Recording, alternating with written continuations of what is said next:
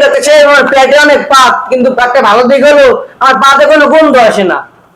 নেন এই ওষুধটা খাবেন, 7 দিন পরে আবার আসবেন। আচ্ছা ডাক্তার সাহেব, কি ওষুধ দিলেন? এখন পাত দিলে তো অনেক গন্ধ আসে। ওষুধে কাজ করছে, আপনার নাক ভালো হয়েছে, এবার কানের চিকিৎসা করতে হবে। এক্সকিউজ মি ভাই, আমি ডাক্তার দেখাবো। আপনার স্লিপ আছে? না, আমার ফ্লু আছে। ও, আমি বলছি আপনার কি ডাক্তার দেখানোর স্লিপ আছে কিনা। না, সেটা নাই। আচ্ছা ওয়েট, 56 কেজি। আমি বলছি অপেক্ষা করেন। ও হ্যাঁ আমি ডাক্তার, শোনেন, আগামীকাল আপনার প্রস্রাব পরীক্ষা করব, সকালে একটা বোতলে প্রস্রাব নিয়ে আসবেন, ঠিক আছে? পরীক্ষা কি আপনি করবেন, আপনার সহকারী করবে? না আমিই করব। ডাক্তার সাহেব এই নেন, প্রস্রাব নিয়েছি। প্রস্রাবের সাথে চানাচুর নিয়ে এসছো কেন? ভাবতেছি প্রস্রাব টেস্ট করবেন, খালি মুখে টেস্ট করবেন, তাই চানাচুর নিয়েছি। চানাচুরের সাথে একসাথে মিলে টেস্ট করবেন। ডাক্তার সাহেব আমার পেটে অনেক পাত, কিন্তু পেটটা ভালো দিক হলো আর পাতে কোনো গন্ধ আসে না। নেন এই ওষুধটা খাবেন, 7 দিন পরে আবার আসবেন। আচ্ছা ডাক্তার সাহেব, কি ওষুধ দিলেন? এখন পাত দিলে তো অনেক গন্ধ আসে। ওষুধে কাজ করছে, আপনার নাক ভালো হয়েছে, এবার কানের চিকিৎসা করতে হবে।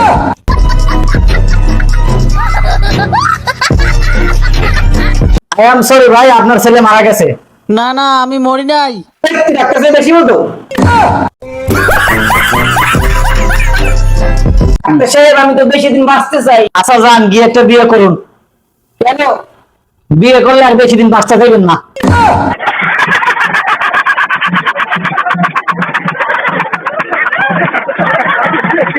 ডাক্তার সাহেব, দাঁতে ব্যথা করে দাঁতের ওষুধ দেন। হ্যাঁ আমি তো আপনাকেই খুঁজছি। কেন? না আমার রাত্রে একটা নাইট ক্যাপ দরকার। ডাক্তার সাহেব, আমার প্রস্তাবের সমস্যা, জ্বালা পোড়া করে। মেশিন নষ্ট হয়েছে, পাল্টাইতে হইব। এটা কি করেন, কেমনে সম্ভব? আরে যে মেশিনে প্রস্রাব পরীক্ষা করবো ওই মেশিন নষ্ট হয়েছে।